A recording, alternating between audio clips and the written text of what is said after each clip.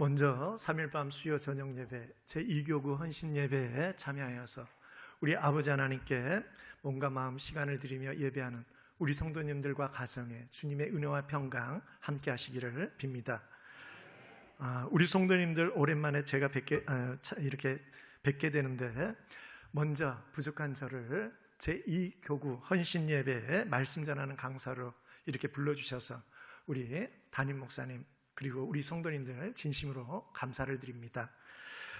제가 용인중북교회 부교육자로 섬기다가 이렇게 10여 년이 지나서 아름답게 건축한 이 새 성전에서 우리 성도님들 얼굴을 뵙고 예배하며 말씀을 전하게 되어서 무척이나 기쁘면서도 한편으로는 떨리기도 합니다. 왜 떨리겠습니까? 제가 그냥 방문해서 이제 우리 성도님들한테 인사를 드리는 게 아니고 제2교구 헌신 예배 말씀을 전하는 자로서 말씀의 은혜를 드려야 하기 때문에 그렇습니다. 여기 들어오기 전에 우리 목사님께서 기도해 주실 때도 저의 전하는 말씀을 통하여서 은혜 있게 하여 주시옵소서. 그리고 우리 기도해 주신 권사님도 말씀을 통하여서 새로운 마음의 믿음의 결단을 갖게 하여 주시옵소서. 그런 이렇게 기도도 하고 모두가 이렇게 은혜를 사모하고 있는데 제가 여기에 거저 왔다가 하면 안 되지 않습니까?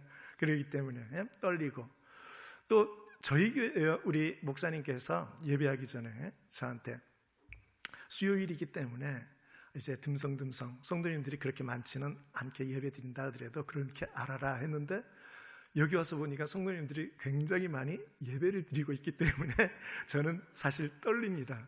저희 교회에 비하면 굉장히 많은 우리 성도님들 아니겠습니까?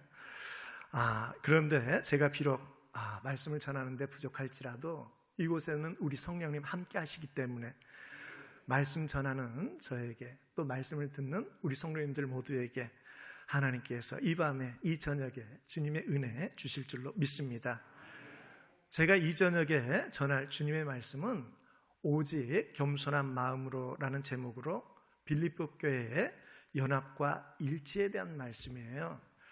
자, 우리 용인중북교회 성도님들은 예전에도 잘 하셨지만 오늘 말씀을 통해 이 교구를 비롯한 우리 모든 성도님들이 서로를 더욱 아껴주고 섬겨주면서 각 교구의 부흥을 이루고 주님께 기쁨을 드릴 수 있기를 원합니다. 이제 빌립보 교회에 오직 겸손한 마음으로 라는 제목을 가지고 말씀을 전하는데, 먼저 빌립보 교회에 대한 배경의 말씀을 좀 전하고 본문으로 들어가서 말씀을 나누도록 하겠습니다. 빌립보 교회는 바울이 제2차 선교 여행 때 이게 설립한 그런 교회입니다. 사도행전 16장 12절에 보면 거기서 빌립보에 이르니 이는 마게도냐 지방의 첫 성이요 또 로마의 식민지라, 이렇게 기록되어 있습니다. 그렇다면 우리 성도님들, 제가 16장 12절 말씀을 이렇게 들려드렸는데, 그렇다면 성경 말씀을 조금 아시는 우리 성도님들은 12절 다음에 13절, 14절, 15절 이렇게 계속해서 이제 빌립보 교회 처음에 전도함 가운데 처음으로 첫 빌립보 교회 성도 이제 열매가 누구인가에 대해서 소개하고 있습니다. 누구인지 기억하십니까? 루디아입니다. 두아디라시에 있는 자색 옷감 장사 루디아가 이제 바울이 전한 그 말씀을 듣고 감동을 입고 예수님을 영접해요. 그래서 이 예수님을 영접한 이 루디아가 내가 예수 믿는 자로 나를 이제 인정해 준다면 내 집에 와서 함께 유하였으면 좋겠다. 이것이 이제 빌립보 교회의 첫 시작이 되는 것입니다. 그래서 이제 루디아가 바울과 그 일행들을 영접한 가운데 시작된 교회가 빌립보 교회입니다. 그리고 이 빌립보 교회는 역사적으로도 유럽에 처음으로 세워진 최초의 교회가 되는 것입니다.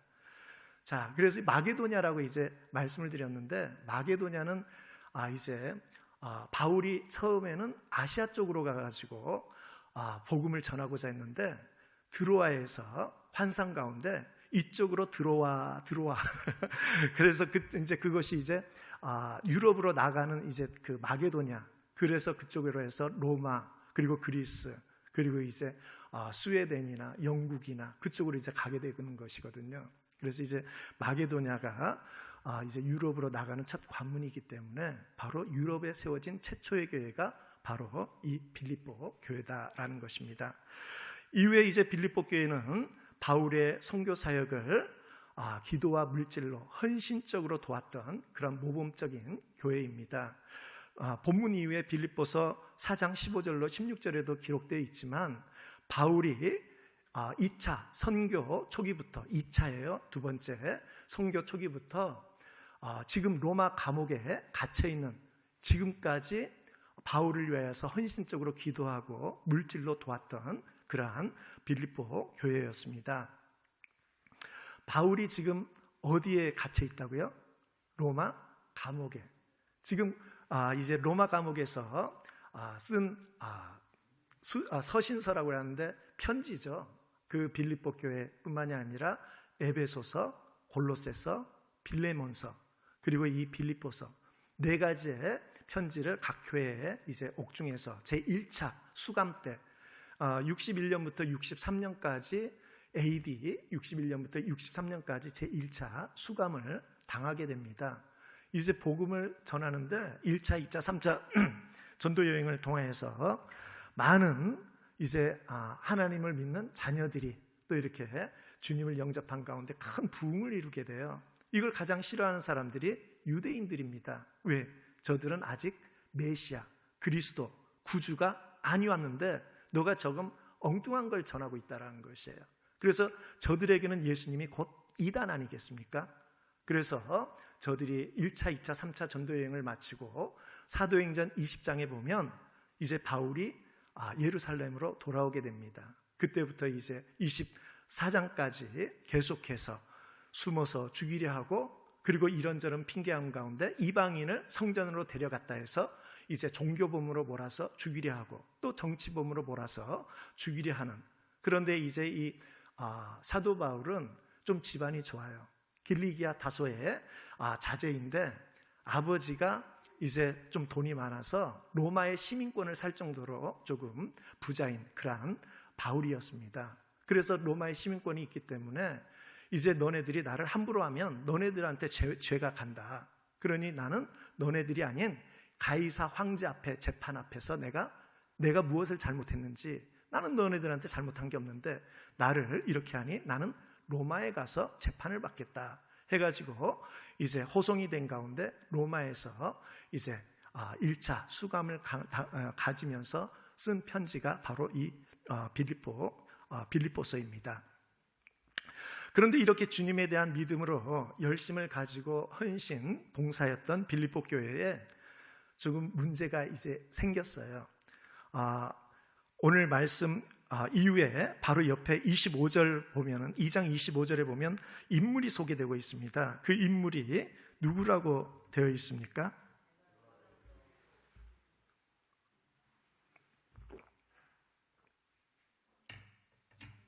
그렇습니다. 에바브로 디도입니다. 바로 이 에바브로 디도를 통하여 가지고 이 빌립보 교회 성도들이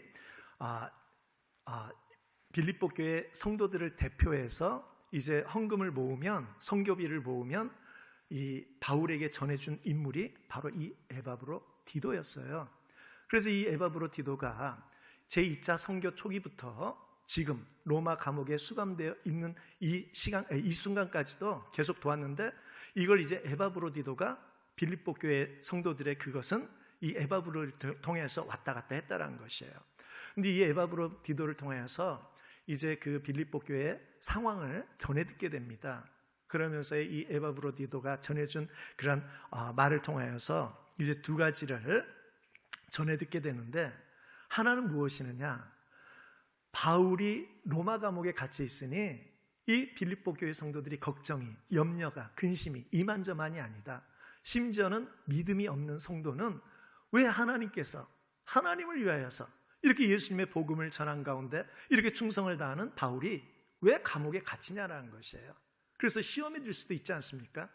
그리고 또 믿음이 있다 하더라도 염려가 되기도 하고, 그래서 바울이 빌립보 1장 12절로 13절에서 내가 지금 이 빌립보 교회 성도들에게 위로와 격려의 말씀을 전해줘야겠구나, 그러면서의 그러한 목적으로 처음에는 기록을 첫 번째 하는 그러한 빌립보서인데, 이제 12절로 18절에서 바울이 로마에 갇힘으로 말미암아 오히려 하나님의 더 큰 은혜와 능력의 역사, 믿음의 역사가 있음을 이제 편지글을 통하여서 증거하고 있습니다. 바울이 하나님의 복음 전파에 내가 이렇게 갇힘으로 말미암아 오히려 복음 전파에 진전이 되었다. 12절에서 그렇게 기록되어 있어요. 이게 무슨 말이냐면, 내가 감히 로마의 황제, 그 밑에 황제를 받드는 궁중 신하들에게 내가 어떻게 복음을 전할 수 있겠느냐. 그런데 내가 와 있으니, 내가 감옥에 갇혀 있는 이것으로 말미암아 궁중의 신하들과 접촉하며 교제하면서 저들에게 복음 전할 기회를 얻게 된다는 것이에요. 그리고 내가 감옥에 갇힘으로 말미암아 군병들에게도 복음을 전할 수 있는 은혜를 입었다는 것입니다. 그래서 이게 복음의 진전이다, 이렇게 고백을 합니다. 그리고 또 그 1장 또 14절에서도 형제 중 다수가 나의 이 갇힘을 통해서, 내가 갇혀 있는데 내가 기뻐한다는 것이에요. 염려 근심이 없어요. 얼굴에가 활짝 은혜살로 피어 있다는 것이에요. 도대체 저 비결이 무엇일까? 이것을 보면서 그리스도의 이 로마에 있는 로마 교회의 성도들이, 그리스도인들이 더욱더 담대함을 입었다는 것이에요. 그래, 바로 이게 예수 믿는 자의 능력이지. 우리가 무엇을 두려워할 것인가? 두려워할 필요가 없다. 그러면서 더욱더 다른 이에게 나의 이 갇힘을 통하여 나와 함께 하시는 하나님을 통하여서 이제 하나님께 영광 돌리는 그러한 은혜의 역사가 우리에게 있다. 그러니 염려하지 말아라. 이렇게 말씀하는 걸 볼 수가 있습니다. 그러면서 이 바울이 그 이제 빌립보 교회 성도들한테 빌립보서에서 가장 반복적으로 쓰인 이 말씀이 있는데, 무엇라고 권면을 합니까? 기뻐하라, 기뻐하라. 내가 또 권하노니 항상 기뻐하라.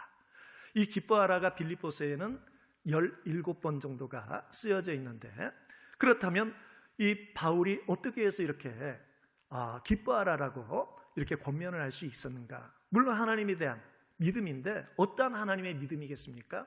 하나님의 살아계심과의 능력인데, 그 믿음은 시편 107편 1절에 이렇게 기록되어 있어요. 하나님은 선하시니 그 인자하심이 영원하미로다. 물론 다른 여러 요소에 그러한 믿음의 말씀을 마음에 새겼을 것입니다. 성령께서 그 마음을 주장해 주셨을 거예요. 그런데 저는 아마 사도 바울이 여러 말씀도 다 은혜이지만, 제가 말씀을 준비한 가운데는 제가 항상 이 말씀 저도 마음에 새기고 있거든요. 하나님은 어떠한 하나님이시다고요? 선하신 하나님. 하나님은 선하시니 인자하심이 영원합니다. 우리 성도님들, 선하신 하나님, 좋으신 하나님은 자녀들에게 좋은 걸 줍니까? 나쁜 걸 줍니까? 좋은 걸 줍니다. 그러면 지금 감옥에 갇혀 있는 건 좋은 뜻이 있겠습니까? 나쁜 뜻이겠습니까? 좋은 뜻이라는 것이에요. 로마서 8장 28절에 하나님께서 사랑하시는 자, 그 뜻대로 부르심을 입은 자들에게는 합력하여 선을 이루느니라 말씀하고 계십니다. 분명히 하나님께서 나에게, 참으로 내가 죄인의 신분으로, 내가 죄가 없지만 죄인의 신분으로 로마에 이렇게 호송되어서 수감되어 있는 것은 분명한 하나님의 뜻이 있을 거야. 이 가운데도 하나님이 예비한 영혼들, 구원받은 하나님의 백성들이 있을 것이야. 하나님께서는 좋으신 선하신 하나님이시야. 우리가 이제 시편 말씀 중에 시편 24편의 말씀을 많이 암송하기도 하고 많이 읽기도 하고, 그리고 또 이게 맞는지는 모르겠지만 우리 한국 성도님들이 가장 좋아하는 시편이 23편이다, 이렇게 또 이야기를 저도 들은 적이 있지만, 그 가운데 4절에 내가 음침한 사망의 골짜기로 다닐지라도 내가 해를 두려워하지 않을 것은 주께서 나와 함께 하심이라. 우리 성도님들, 왜 사망의 음침한 골짜기를 다니는데 두려워하지 않겠습니까? 그렇죠. 주께서 함께 하시는데 주께서 함께 하시는데 그 이후의 정답을 알아야죠. 그렇죠? 내가 양인데 목자가 나를 사망의 음침한 참으로 아무것도 없어 보이는 그 골짜기를 날 데려간다면 아마 의심할 수도 있어요. 그리고 떨고 두려울 수도 있어요. 나를 왜 이쪽으로 데려올까? 내가 여기서 지금 도망하지 않으면 나는 꼼짝없이 죽을 수도 있어. 그런데 그 목자를 끝까지 믿고 따르면 그 음침한 사망의 골짜기를 지나야 푸른 초장과 맑은 시내가 있다는 것을 믿는, 따르는 그 양에게 좋은 것들이 주어진 줄로 믿습니다. 사도 바울은 바로 이러한 하나님은 선하신 하나님, 그리고 자녀들에게 좋은 것만을 주시는 우리 하나님이시라는 것을 믿었다라는 것이죠. 그리고 합력하여 선을 이루시는 우리 하나님이십니다. 저는 아마 사도 바울이 이 로마 감옥에 갇혀 있으면서 성경 말씀을 참 많이 알지 않습니까? 예수님도 그러고 또 베드로도 그러고, 그리고 예수님의 많은 제자들이 항상 말씀을 인용할 때 구약의 말씀을 인용해서 예수님 자신의 메시아임을 증거하기도 하고, 그리고 바로 제자들은, 사도들은 예수님이 그 구약에 약속된 메시아, 구주다, 이렇게 증거들을 하고 있어요. 그러니까 성경 말씀을 많이 알 거라는 것입니다. 그러면 사도 바울은 이 감옥에 갇혀 있을 때 어떠한 인물을 많이 떠올렸을까요? 저는 제 개인적으로는 그런 생각을 했습니다. 아마 사도 바울은 감옥에 갇혀 있을 때 창세기 39장에 나오는 누구입니까? 요셉을 아마 떠올렸을 것이다, 이렇게 생각되어져요. 왜냐하면 이제 요셉은 이제 37장에 이제 꿈을 꾸지 않습니까? 꿈을 꾸는데 이제 두 가지의 꿈을 말미암아 꿈꾸는 자, 참으로 아버지 야곱이 4명의 여인을 통하여 가지고 각자 배가 다른 형제들을 12명을 낳았어요. 그런데 이 야곱이 가장 사랑하는 라헬로부터 이 요셉과 베냐민을 얻게 됩니다. 그런데 이제 라헬이 죽었어요. 그러니까 야곱이 라헬을 가장 사랑했기 때문에 이 요셉을 가장 아낍니다. 그래서 다른 형제들은 일을 시킨다 하더라도 좋은 이제 이 옷을 입힌 바. 그런데 이제 이 요셉이 꿈을 꿔요. 그런데 말씀에 보면, 창세기 37장에 보면 고자질을, 이제 형들이 뭘 한 거 보면 고자질을 해요. 근데 요셉이 믿음이 있잖아요. 근데 어떤 고자질이겠습니까? 아버지, 말씀에 비추어서 저 형제들이 이런 나쁜 짓 한 것 같아요. 그러면 아버지가 이제 가서 아마 혼내줬을 것이라는 것입니다. 나쁜 고자질은 아니었을 것 같아요. 근데 꿈을 꿉니다. 근데 꿈을 꾸는데 이걸 형제들 앞에서 자랑을 해요. 근데 그 형제들이 각자 다른 어머니들의 이 형제들이라는 것이에요. 근데 야곱이 형 에서에게, 참으로 삼촌 라반의 집에 있다가 형 에서 이제 고향으로 돌아올 때 형 에서를 두려워합니다. 왜? 그 축복권을 빼앗아 가지고. 그래서 에서는 이 사실을 알고 죽이려 했지 않습니까? 그럴 때 이 야곱이 야복강가에서, 창세기 32장의 야복강가에서 이제 하나님 앞에 밤새와 씨름 기도를 하면서 이제 이것을 소유물을 4대로 나누는데 제일 앞에는 비라와 실바의 첩들을, 자식들을 앞에다 두어요. 종알바지예요, 한마디로. 죽으면 이제 어때요? 그것도 간격을 띄워가지고 그 다음에 이제 레아, 라헬 이렇게 해가지고 이렇게 하는데, 이 자녀들은, 형제들은 어떻게 이걸 알까요, 모를까요? 아버지가 이 지금 편애한다는 걸 알고 있습니까, 모르고 있습니까? 알고 있죠. 상처가 쓴뿌리가 있죠. 상처가 있죠. 그러면은 하나님께서 2가지의 꿈을 꾸는 가운데 크게 쓸려 한다면, 자, 이런 사람을 헤아릴 줄 모르는 눈물 젖은 빵을 먹어보지 못한 이 요셉이 큰 인물이 될 수 있을까요, 없을까요? 없다라는 거죠. 그래서 꿈을 주셨지만 그 형제들한테 자랑을 했다라는 것이에요. 우리 형제들은 이렇게 이 배가 다르고 또 아버지가 나를 이렇게 편애하니 참으로 내가 말 한마디 하면 상처가 될 수도 있고 이게 비수가 될 수도 있겠구나. 근데 내 것을 자랑하는 나이가 어리니 하나님께서 그런 인물을 통해서는 구원의 역사가 없다라는 것이에요. 우리 성도님들, 우리 그 성도님들도 하나님을 사랑하는 것, 그리고 열심히 있게 봉사하는 것 좋지만 우리 성도님들 주변의 성도들의 형편도 살필 줄도 알고 사람의 마음도 헤아릴 줄도 알고 진심으로 주님 마음을 가지고 겸손한 가운데 오늘 제목과 같이 위로도 해줄 줄 아는 우리 성도님 되시길 바랍니다. 그러면은 험난한 신앙의 영적인 훈련은 넘어설 수가 있어요. 그런데 이제 이런 하나님께서 이제 훈련을 17살에 팔려서 13년 동안 30살에 국무총리가 되기까지 이제 이 일을 하게 하는데, 요셉이 누구의 집으로 팔려갑니까? 보디발의 집에 팔려가요. 근데 39장 2절과 39장 23절에 보면 하나님이 함께 하심으로 요셉이 형통한 자가 되었다, 이렇게 말씀합니다. 우리 성도님들, 감옥에 이제 이 보디발의 집에 지금 형제들에 의해서 지금 그걸 팔렸어요. 그것도 말씀의 앞에 보니까는 형님들한테 자신의 잘못을 고백한 가운데 다시는 내가 이런 잘못을 하지 않을 테니까 막 울면서 형님들 이제 이 다리를 붙잡고 살려달라고 애원하는데도 불구하고 팔아버립니다. 그러는데 이 요셉이, 이런 요셉에게 보디발의 집에서 종살이를 하고, 그리고 보디발 안에 억울한 누명을 쓰고 옥살이를 하는데 거기에는 무엇라고 기록되어 있다고요? 형통한 자, 형통이라고 기록되어 있어요.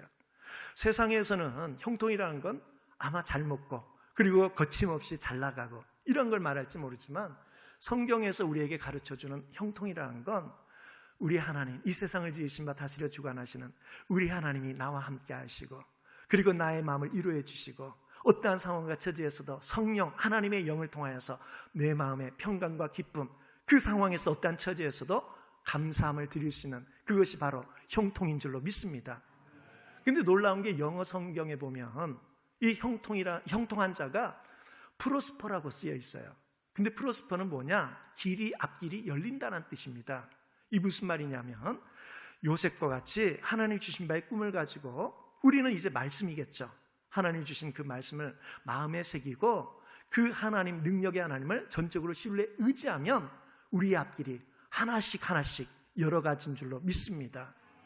그래서 이제 이 요셉을, 아마 바울은 이 요셉을 많이 떠올렸을 거라는 것이에요. 그래, 그 요셉이 보디발에 끌려가가지고 보디발의 집에서 종살이를 할 때, 옥살이를 할 때 얼굴이 어떻습니까? 막 어둡지가 않아요. 맡은 일에 최선을 다하고 즐겁게 하다 보니까 누구 때문에? 하나님 때문에. 무엇 때문에? 하나님이 주신 꿈, 우리에게는 말씀, 그것을 이제 마음에 붙드는 것입니다. 그렇다 보니까 그 믿음을 가지고 항상 기뻐한 가운데 최선을 다하여 일을 하니 보디발에게 인정을 받게 되고, 감옥에서 간수장에게 인정을 받게 되고, 그리고 만남의 복 가운데 술 맡은 관원장과 떡 맡은 관원장 둘 중에 이제 술 맡은 관원장의 꿈을 잘 해석해 준 바, 이제 2년 후에 감옥에서 2년 동안 생활했지 않습니까? 그래서 바로의 꿈을 이제 이렇게 해석한 바 국무총리에 오르는 그러한 놀라운 축복을 입게 되었는데, 어쨌든 바울은 신실하신 하나님, 능력의 하나님, 나와 함께 하심으로 나에게도 복음의 앞길을, 은혜의 길을 열어가신다는 이 믿음이 분명히 있었을 것이란 말씀입니다. 그리고 이제 바울이 또 그 선하신 하나님, 그리고 합력하여 선을 이루시는 하나님, 그러면서도 이 바울이 이렇게 그 어려운 사정에서도 이 믿음을 가지고 끝까지 완주할 수 있고 승리할 수 있었던 비결은 바로 무엇이었겠습니까? 우리 성도님들, 기도라는 것이에요. 우리 목사님께서 이렇게 예배하기 전에 새벽 3시에 나오셔가지고 또 이렇게 예배를 드리시고 또 7시까지 또 기도하시고, 그러면서 평일에는 8시에 주무신다 이렇게 말씀하면서 저한테도 기도 열심히 해라 이렇게 축복의 말씀을 주셨어요. 그런데 이제 바울이 빌립보, 그래서 이제 4장 6절로 7절 말씀에 이 말씀을 이제 빌립보 교회 성도들한테 권면을 해줍니다. 내가 기뻐할 수는 있어요. 그런데 이것이 잠깐인가? 아니면 이게 지속적인가는 하나님의 영이 늘 날마다 내 마음을 주장해 주시고 내 마음을 이끌어가 주시고 나에게 하나님의 기름 부은 가운데 능력을 입혀 주셔야 내가 항상 기뻐할 수가 있는 것이고 범사에 감사할 수 있는 것이고 승리의 신앙생활을 하는 줄로 믿습니다. 그 비결이 무엇이라고 했습니까? 기도라는 것이에요. 하나님의 능력과 신실함을 믿고 끝까지 의지하여 하나님께 간구하는 것이라는 것입니다. 그래서 빌립보 4장 6절로 7절 말씀에서 아무것도 염려하지 말고 다만 모든 일에 간구와 기도로 너희 구할 것을 감사함으로 하나님께 아뢰라. 그리하면 모든 지각에 뛰어난 하나님의 평강이 너희 마음과 생각을 지키시리라 말씀하십니다. 보십시오. 우리가 염려된 것이 있어요. 그런데 염려하지 말래요. 왜? 하나님께 아뢰고 감사함으로 응답받을 줄 알고 이제 감사하란 거죠. 그러면 지각에 뛰어난 하나님의 평강이 나의 마음과 생각을 지켜주신대요. 우리가 생각으로 두렵잖아요. 마음이 떨리잖아요. 그런데 그것을 기도를 하면 하나님의 영께서, 지각에 뛰어난 하나님께서 내 마음을 주장해 주시기 때문에 염려하지 않고 오히려 꿈을 꿀 수가 있고, 그 가운데서 기뻐할 수 있고 감사할 수 있는 줄로 믿습니다. 그런데 이제 오늘 전하고자 하는 것은, 이제 첫 번째 이 문제는 바로 바울이 감옥에 갇힘으로, 이렇게 이제 아니다, 오히려 감옥에 갇힘으로 더 좋은 것들이 많더라, 하나님의 은혜 역사, 참으로 능력의 역사가 있더라, 이걸 이제 1호 격려 차원에서 하고, 제가 오늘 전할 말씀으로, 주제로 이제 두 번째 문제를 이제 말씀하는 것입니다. 빌립보 교회 성도들은 복음 전파와 신앙생활에 열심을 가졌지만, 주님과 주의 종 바울에 대한 헌신적인 사랑이 컸지만, 에바브로디도를 통해서 전해 듣게 된 말은 교회 내 분열과 갈등이 있었다는 것이에요. 서로 하나 되지 못한, 연합을 가지지 못한, 교회가 성장도 했어요. 그런데 서로가 하나됨 가운데 연합을 가져 더 큰 은혜의 역사를 이루어가야지 되는데, 서로가 같은 마음, 같은 생각이 아니라 다른 생각, 다른 마음을 가지고 자꾸 부딪힌다는 것이에요. 교회가 시끄러워진다는 것이에요. 그리고 우리 성도님들 잠깐 4장 2절 말씀에 보면, 이 말씀 때문에 이제 2장 1절로 12절 말씀을 쓴 거예요. 4장 2절 말씀에 보면 뭐라고 기록되어 있느냐, 함께 읽어볼까요? 4장 2절, 빌립보 4장 2절 시작. 내가 유아디아를 권하고 순두개를 권하노니 주 안에서 같은 마음을 품으라. 어떤 갈등인가에 대해서는 정확하게 기록은 하지 않았어요. 쓰지는 않았어요. 그렇지만 유아디아와 순두개, 이제 가장 앞서 봉사를 하는 그런 인물들 같아요. 그런데 이렇게 지도자급의, 리더급에 있는 이 성도들이 자꾸 부딪힌다는 것이에요. 그래서 교회가 보이지 않게 분열을 가진다는 것입니다. 그래서 사도 바울은 이 에바브로디도를 통해서 전해 듣게 된 이 분열과 갈등을 이제 해결해야만이 더 큰 은혜와 믿음과, 그리고 계속해서 빌립보 교회를 통해서 이제 예수님의 복음이 전파되는데 쓰임받는 교회로 이제 이것을 할 수 있기 때문에, 이것을 가지고 이제 편지를 쓰는데 2장 1절로 11절에 그 문제의 답을 이제 써 나가는 것입니다. 근데 우리가 앞서 빌립보 교회는 사도 바울이 시작할 때부터, 그리고 중간, 그리고 지금의 수감된 가운데서도 이렇게 헌신적으로 복음 전파나 봉사에나 열심을 가지고, 그리고 은혜를 끼치는 참 모범적인 교회라고 했어요. 근데 그 교회 내에도 열심은 가지지만 서로 간에는 어땠다고요? 분열도 있고 다툼도 있고, 그리고 갈등도 있다는 것이에요. 이것을 통해서 우리가 교회를 한번 생각해 볼 수는 있습니다.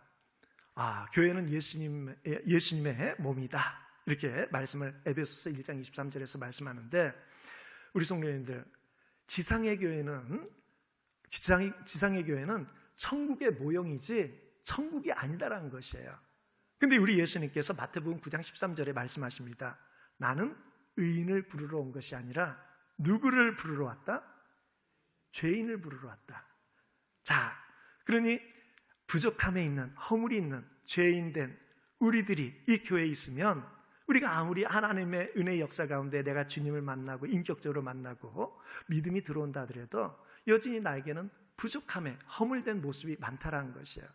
내가 주님 오시는 그날까지, 부르시는 그날까지 내가 주님을 닮아갈 수는 있어도 내가 주님이 될 수는 없는 것입니다. 그런데 바로 죄인이 모인 곳이니 교회에도 열심을 가지고 믿음이 있다 하더라도, 봉사를 한다 하더라도 문제가 있겠습니까? 없겠습니까? 있죠. 그래서 이제, 그런데 우리가 중요한 것은 이렇게 열심히 있게 한다 하더라도 서로 부딪힘과 어려움은 있을 수 있다는 것이에요.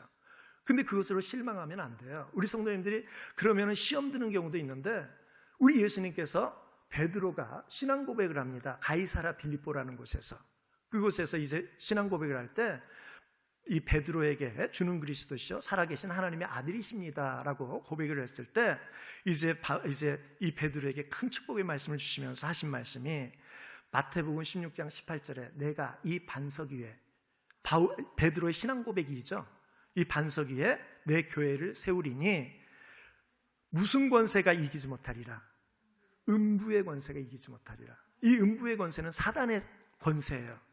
우리 성도님들, 여기에서 예수님께서 이 교회를 세우리라. 그런데 음부의 권세가 이기지 못한다는 건 이 교회는 완전한 교회, 완벽한 교회를 말씀하고 염두하고 말씀한 게 아니에요. 흠이 있어요. 그리고 유오디아와 순두개처럼 교회에서 성도 간에 열심을 내면서도 부딪힐 수도 있어요. 분열도 있을 수 있어요. 갈등이 있을 수도 있어요. 그렇지만 우리 주님께서 음부의 권세와 사단의 권세는 어디를 통하여서 이기게 하신다는 것입니까? 교회. 그래서 우리 성도님들, 교회를 어떠한 상황에서도 떠나면 안 돼요. 그때는 이제 이렇게 우리가 많이 예화도 들고 이야기도 말씀도 나누지만은 밀림 속에 떨어져 있는 것을 가장 먼저 사자나 짐승들이 먼저 이렇게 사냥감으로 이렇게 딱 점찍지 않습니까? 그리고 그것을 이제 삼키게 되는데, 원수마귀도 마찬가지예요. 우리 성도님들 교회 내에서 연약함의 모습, 아니면은 우리 성도님들이 생각하는 그 이상적인 모습이 없다 하더라도 이곳은 천국이 아닌 천국의 모형으로서, 그리고 나를 여기에서 하나님께서 이제 또 보여주시고 들려주신 이유는 나에게 평가하고 정죄하는 게 아니라 그것은 하나님만이 하셔요.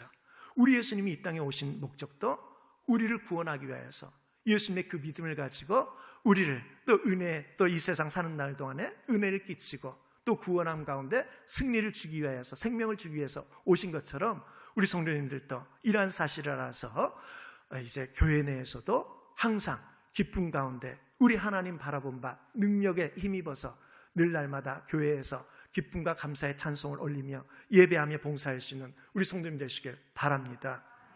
이러한 빌립보 교회 성도들 간의 갈등 분쟁에 대하여서 바울은 이제 2장 1절로 11절에서 그 답을 써 나가는데, 이제 먼저 하나됨의 원리로서 교제에 대한 그 4가지를 제시를 해줍니다. 그 4가지를 제시를 해주는데 그게 무엇이느냐? 우리 성도님들 1절 한번 보실까요? 1절에 보면 4가지의 교제에 대해서 말씀해주고 있어요. 그런데 그 첫 번째가 그리스도 안에서의 권면, 그리고 두 번째는 사랑의 위로, 그리고 세 번째는 성령의 교제, 그리고 네 번째는 긍휼과 자비다. 이렇게 이제 교제하는 데 있어 교제를 해야 서로가 알 수가 있고, 교제를 해야 서로가 또 친해질 수도 있고, 그리고 하나 될 수가 있는 것 아니겠습니까? 그게 하나 되기 전에 참 교제의 원리에 대해서 4가지를 이제 제시를 해줍니다. 그런데 우리 성도님들, 권면을 하는데 어디 안에서의 권면입니까? 그리스도 안에서의 권면이에요. 우리 성도님들, 때로는 이 권면이라는 건 내가 타일러서 어떤 일에 이 사람에게 어떤 일에 힘쓰도록 해주는 것인데, 잘못된 것을 이제 타일러 가지고 그것에서 돌이켜서 이제 힘쓰도록 일을 하게 하는데,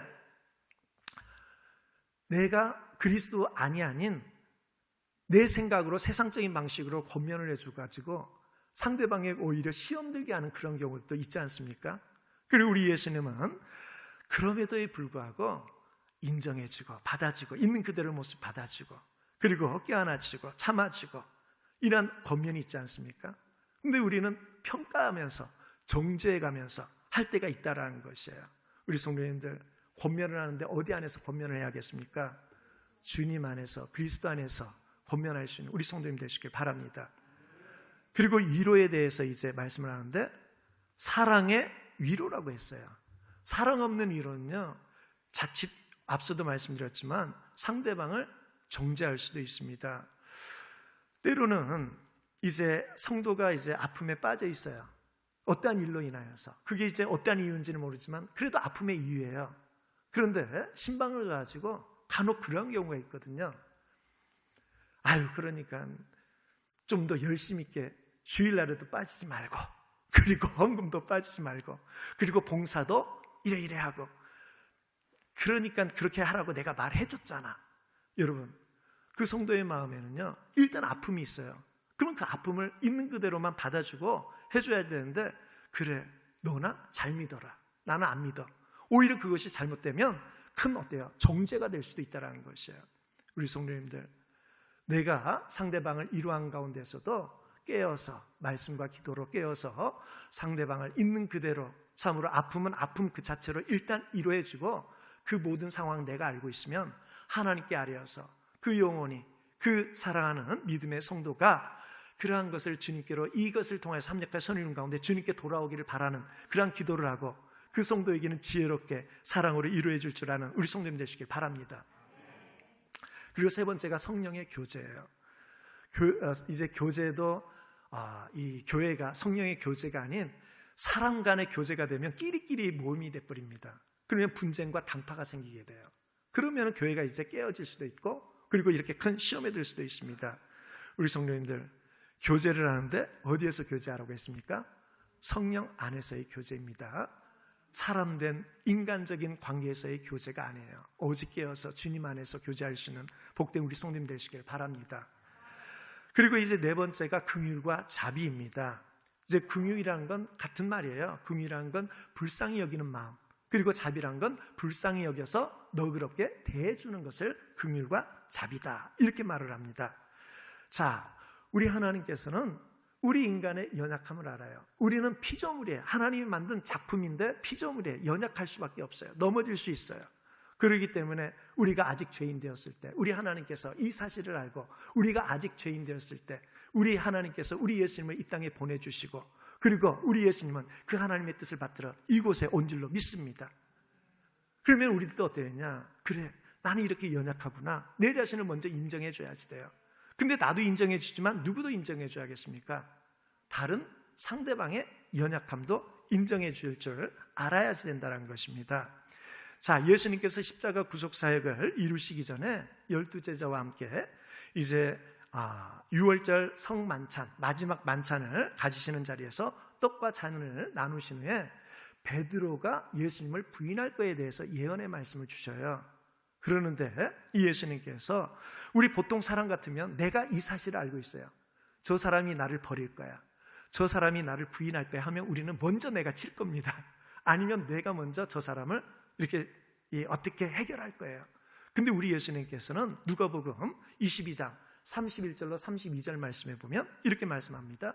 시몬아 시몬아, 보라, 사탄이 너를 밀가부릇 하려고 요구하였으나, 예전에 이제 청구하였으나 이간질했다라는 것이야. 이렇게 막 밀가부를 한 거, 체질을 한다는 것이야. 자꾸 하나님께 재촉을 한다는 것이야.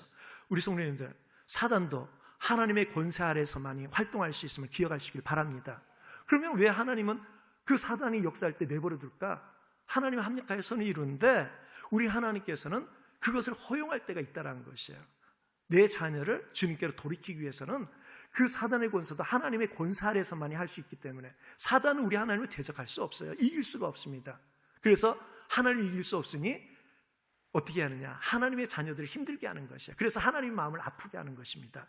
자, 그런데 사단이 너희를 밀가부릇 하려고 요구하였으나 그러나 내가 너를 위하여 내 믿음이 떨어지지 않기를 기도하였으니 너는 돌이킨 후에 내 형제를 구개하라. 우리 예수님께서 다 알고 있어요. 그런데 그걸 알고 있으면서 어떻게 했다고요? 그를 위해서 기도했다는 것이에요. 우리 성도님들, 바로 이것이 긍휼과 자비인 줄로 믿습니다. 다른 사람의 그 연약함을 내가 나 자신도 알지만 다른 사람도 인정할 줄로 알아야 돼요. 저 자신도 그런 것을 이제 나이가 어렸을 때나 조금 나이가 있다 하더라도 신앙적인 철이 없을 때는 이런 거에서 가장 많은 실수를 가지는 것 같아요. 그런데 이것이 해결이 되고 또 이것에 훈련을 갖게 되면 모든 것이 너무너무 소중해요. 만나는 모든 이들 한 분 한 분이 참으로 하나님의 귀한 하나님의 자녀들인 줄로 믿습니다. 그래서 이제 본문 2절에서 오직 예수 그리스도의 한 마음을 품어 뜻을 같이하라 하면서 3절로 4절에서 결론적인 말씀을 주시는데 바로 오늘 말씀 제목입니다. 오직 겸손한 마음으로 각각 자기보다 남을 낮게 여기라는 것이에요. 우리 성도님들, 겸손하지 않으면 하나 될 수 없습니다. 그렇죠? 그리고 말씀해 보니까 3절에 보니까 다툼이나 허용으로 하지 말래요. 왜 다툽니까? 내 것이 주장되지 못하고 내세우지 못하고 다른 사람 것이 내세워지면 자존심이 상한다는 것이에요. 그리고 허용으로 하지 말라. 분수에 맞지 않게 거치로만 꾸며대는 알맹이 없는 영광이라는 것입니다.